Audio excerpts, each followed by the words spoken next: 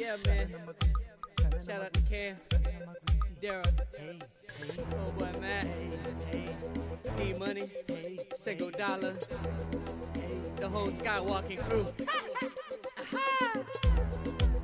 Hey, what up, Bangs?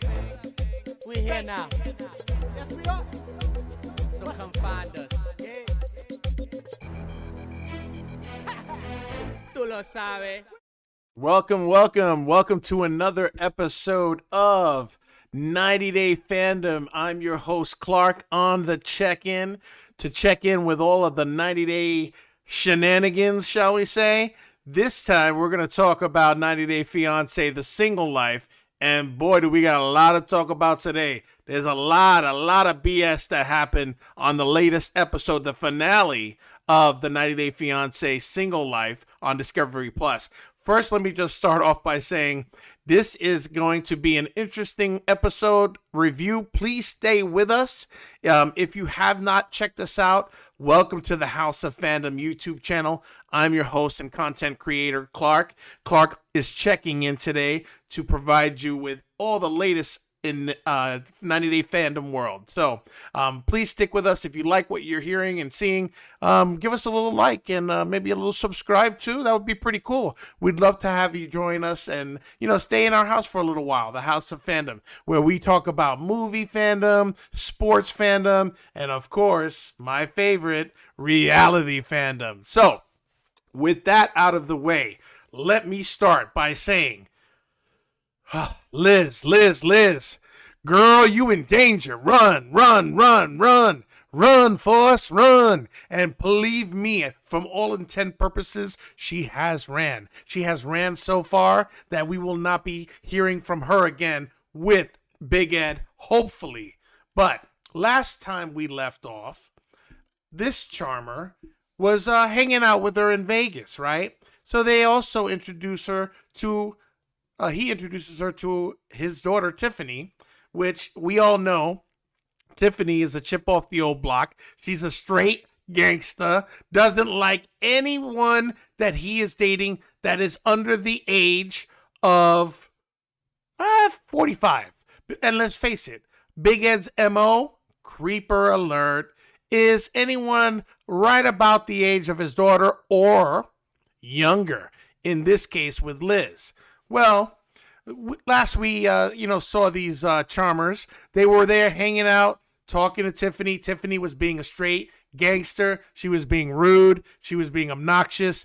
Rightfully so, maybe. I don't know. But, of course, poor Liz was like, you could tell she was at any moment going to break down in tears. Because let's face it, the girl is very fragile when it comes to certain issues, right? Namely, Big Ed and his bullcrap and his BS. So what happens? They're in Vegas. They go to the club off cameras. And the daughter, Tiffany, with her friend, were being a-holes. They were being jerks. They were talking smack about her, like pretty much in earshot. And you know what? She was like, yeah, I'm not having this. I don't have to deal with this BS. I'm out of here. And so she took off, and she's still in the streets of Vegas. And then, of course, Big Ed, what are you doing? You don't love me? What are you doing? Come on. Don't be like that. Where are you going? Come on. And then he starts an argument with her on the strip of Vegas. And he's like, yeah, why are you leaving me for? I just love you. I thought you were my everything, girl. And, she's like, yeah, look, I don't want to have this drama here on the Vegas Strip. But, of course, he doesn't want that. He wants to have the drama because, let's face it, he's a narcissistic troll. He is also, I'm telling you, the live action version of, you ready for it? King Farquaad. You remember him from the Shrek movies. He's in live action. He's turned into Big Ed. Anyway, this narcissistic buffoon is just, he can't have it any other way but his way. So at the hotel, he's whining, he's complaining, he's bitching to her, and then he's like, I'm gonna leave. I'm going. I'm gonna take a flight and leave. And so he leaves the hotel, and then poor Liz is by herself at the hotel, and she's like, you know what? I don't have to deal with this BS anymore. I'm out of here. So she books her own flight, which Big Ed, of course, was bullshitting. So he never booked anything. He's a liar. So you know what she does? She pays $400 out of her own pocket, and she's like, yo, I'm out. And she takes off, and she leaves Vegas. She leaves that bum there where he deserves to be, because he was being a jerk. And she called his bluff. Good on you, girl. Good on you. However, when we get to them again, this is not the end of it, because on the finale episode, pardon me, the finale episode, he is at the beach with her. Let me bring this lovely picture up of the beach. Hold on. Wait for it. Okay. So they're at the beach, and, he's looking like, obnoxious Big Ed. And, I don't even want to say, like, he's just like, hey, baby, are you going to move in with me? And she's like, what? Yeah. So he asked her to move in, and he's like, we're going to get a place. I'm going to get my lease, and then you and me could be together. Now, I would like to know, where's poor Liz's kid in all this? Because he's just talking about her and Liz living together.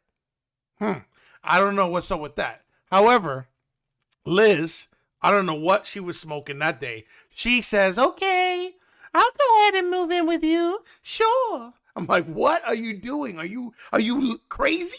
Are you nuts? Or is TLC pulling one over on us? Did they give us some cash? Did they make it rain so she could just bullshit a storyline? I don't know. I don't know anything. All I know is that somewhere in the universe, she decided to hook up with Big Ed, and she's talking about moving in with him. Now, we all know that's different, because if you were to hop on over to her Instagram, she goes absolute apeshit on him and starts to massacre his name on social media. Good on you. Good on you. And you know what she does? She talks about his narcissistic behavior. He talks about how needy he is, how he's constantly texting her, how he constantly wants to see her, how he constantly wants to talk to her, how he constantly wants to be pampered and showered like it's his mom or something. Anyway, so you know what? She get tired of it. She's getting tired of his BS, his the way he treats her. And you know what she says? She says, I'm out. I'm not with him anymore. I broke it off. So she already spilled the tea. Apparently, somebody in TLC wasn't smart enough to make sure she signed a non-disclosure agreement. So you know what? Oh, girl's just like, all right, you want to play with me like that? You want to like try and make me look like a fool? Because, by the way, everybody, Big Ed is over there traveling with some other younger chick. You're in creeper territory now, bro. You cannot come back from that. First with Rose, now with Liz, and now some other poor, mindless clout chaser. Not good, bro. You, my friend, are disgusting. Anyway, so what ends up happening? She says, you know what? I knew I should have seen the red flags. My friends told me that, Big Ed was, they said he was a clinger, stage 1 clinger. He was crazy. And, basically said that I was nuts to be with him. And you know what? They were right. And so the drama continues, because when we see the preview for the reunion special, more drama ensues. And then what do we see? Big Ed crying. Nobody loves me. Ah! Where? I'm crying. Where? Nobody loves me. Where? The young girls don't love me. Where? Big Ed, grow the F up. You are a weirdo, okay? And you're not cool. It's not cool anymore, bro. Get yourself someone your own age, okay? And stop being such a creeper. Now, there's more to say about Big Ed, but everything changes on the dime. So I'm just going to tell you, at this moment in time, they are no longer together. We know this because Liz was like, you know what?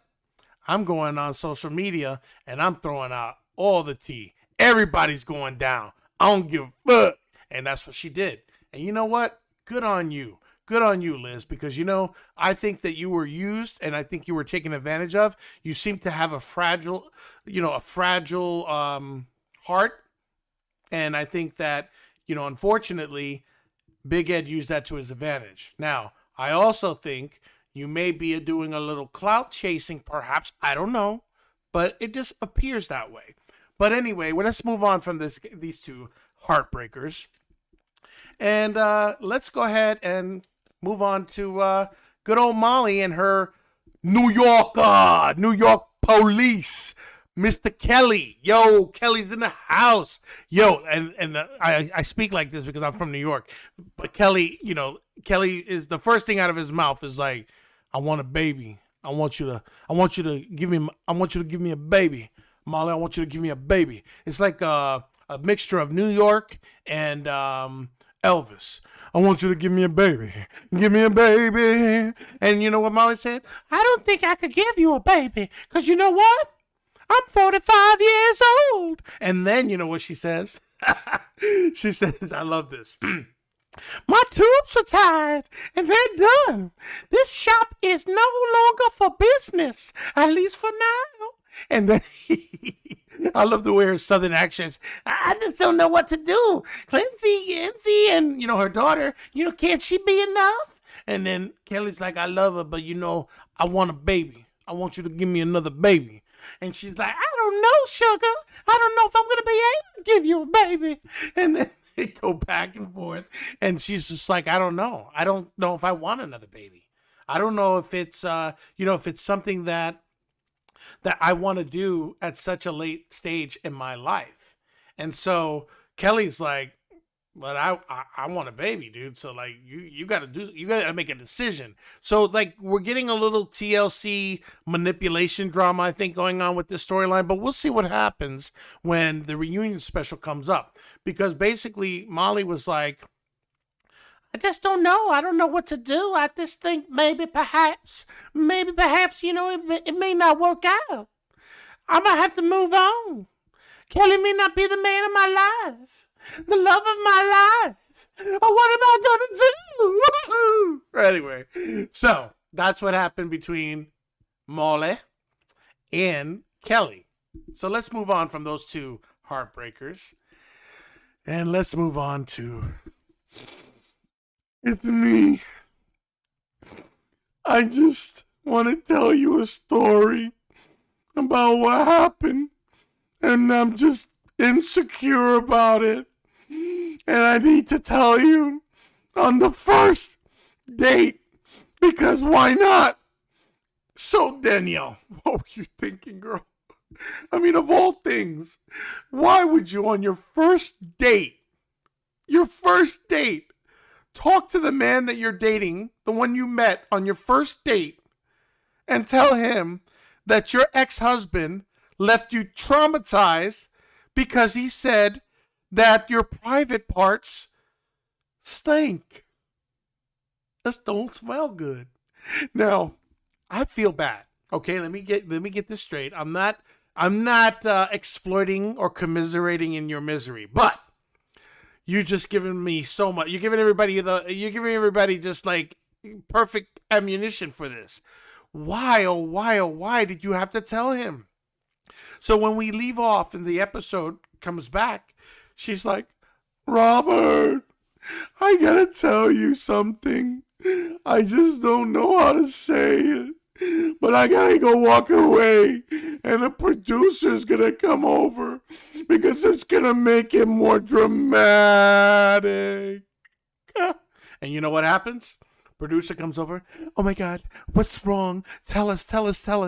Well, I want to tell Robert about what happened. When Mohammed, he said, I need some, something to make me feel more cleaner because it smells. And it just broke me. It broke me because he did it in America. Now, the best thing you should have done, my dear girl, Danielle, is to never talk about it again. Don't give it any tension. Don't breathe life into it. But what you did was you're continuing to give Mohammed the platform of how he so gangsterly, because he's a coward, he's a piece of shit. He used you. I get all that. But he said all those horrible things, but you continue to, you're breathing life into it by continuing to talk about it on air. Not to mention the fact you don't want to tell a guy that you're on the first date that, that you need some summer's eve or something like that. Oh, pardon me. So yeah, you don't want to do that. So anyway, this is the way the episode goes. So I just want to tell you that what happened, and I hope you still want to date me. Now, Robert appears to be a very stand-up man, because he tells her, he goes, I understand. I have been in your place. I was married once before, and she was horrible to me.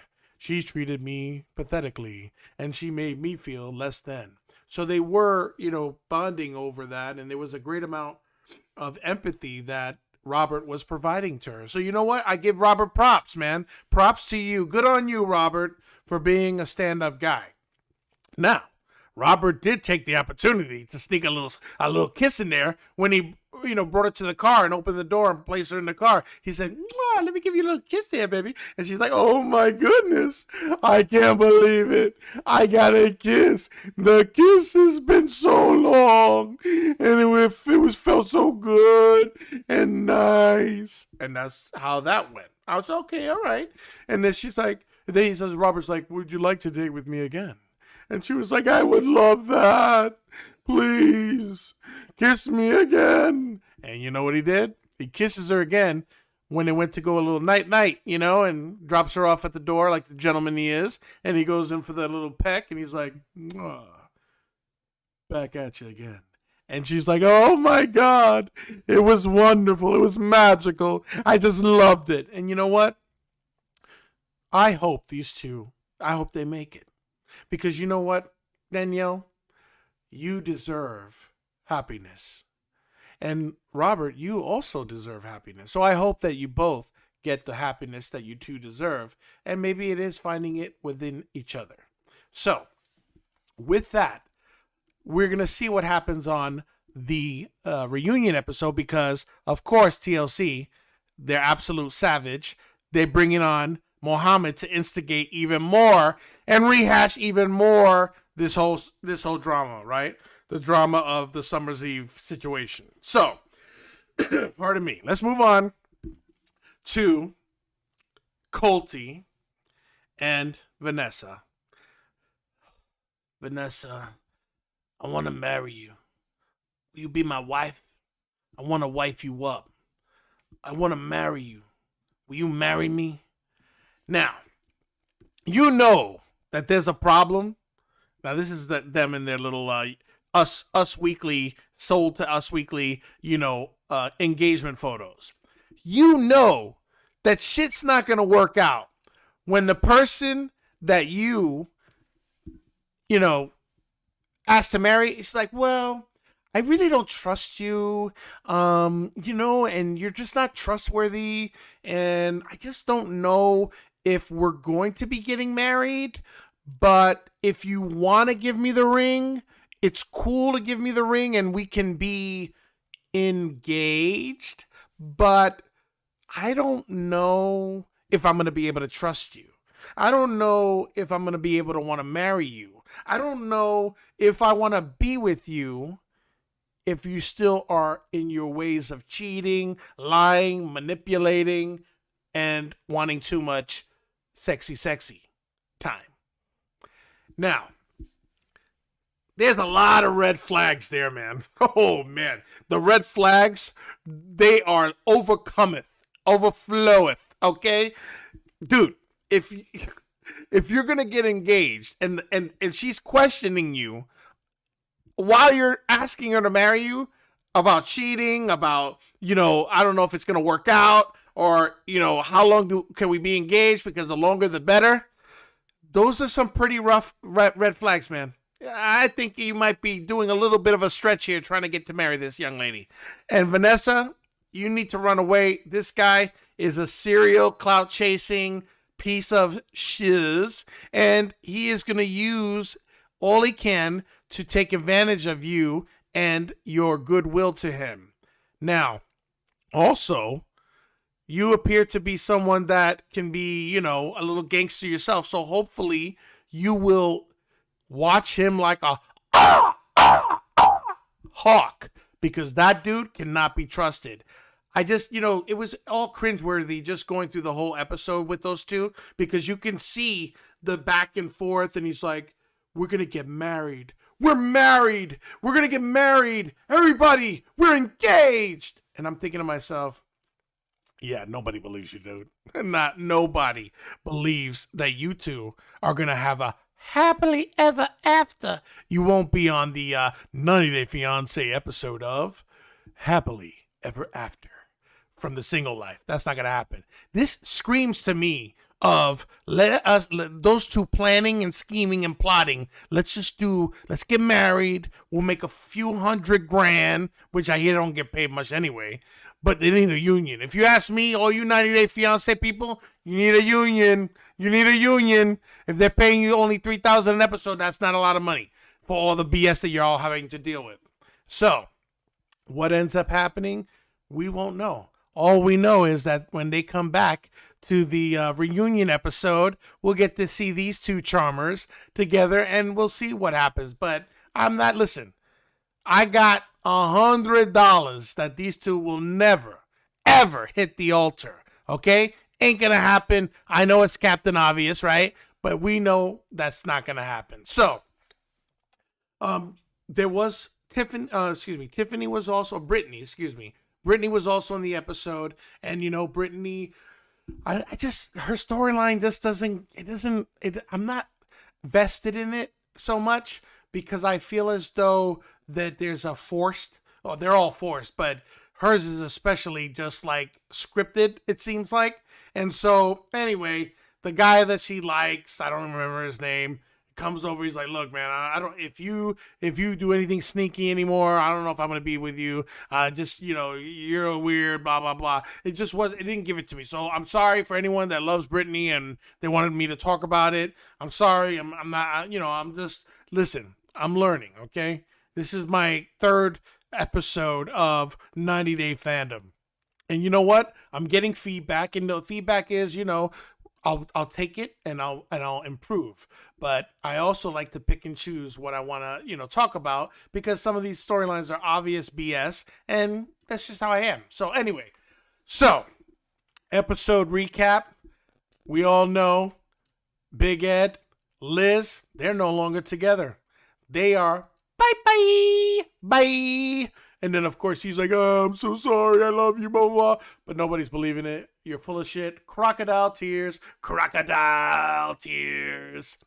And, of course, Molly. Molly, you in danger, girl. Danger of getting preggo. We don't know what's going to happen there. But I don't think she's going to have another kid. I don't think she wants to have another kid. I think that ship has really sailed away. I mean, think about it like this. She's more likely to have a kid than good old Angie over there on the 90 Day Fiancé Happily Ever After. Because there was no eggs in there, whatever. Toting the eggs or whatever she was doing. But Molly had more of an opportunity to have a child, I believe. But she also had her tubes tied. So, I don't think that would have happened. But we shall see if Molly and Kelly, her policeman from New York City. Yes, I'm New York City, and I'm also Elvis. So, yeah, I love you, baby. I want you to give me my baby. I want you to give my baby, Molly. Anyway, I'm sorry. I'm crazy. Crazy like a fox. Anyway. And then, of course, I just want to say to all my fans, don't be mean to me on social media, because I brought this up on myself and talking about it. And, of course, Robert. Let's see what happens there. And, of course, Colty, you're full of shit. And Brittany, whatever. So, this was another episode of 90 Day Fandom with your host Clark on the check-in. I hope you like what you heard. I want you to know We appreciate it if you guys or anyone out there, if you like what you're hearing, check us out. House of Fandom. Subscribe. Please subscribe to the House of Fandom, and also like if you like the content. Listen, I'm just I'm this is not a professional outfit here, but we're trying. We're trying to give you some comedic relief. If you're bored out there, if you're just scheming through, the YouTube, you ever go down the YouTube bunny trail? I do it all the time too. So if you found me that way, stick around and check us out on the our mothership show, House of Fandom. All about movies, collectible, fandom news, comics, you name it, we do it. And then, of course, Townie Sports, we got a great pair of hosts, Vic and Sammy, talking all about, sports world, sports fandom. So once again, I'm your host, Clark, and you all have a great night or day wherever you are in the world. Take care. Hey, Sandstorm. Put your hands up. Let's go. Bob your head to this. Catchy. Hey, it's me. Starting on my grizzly. Yeah, you know how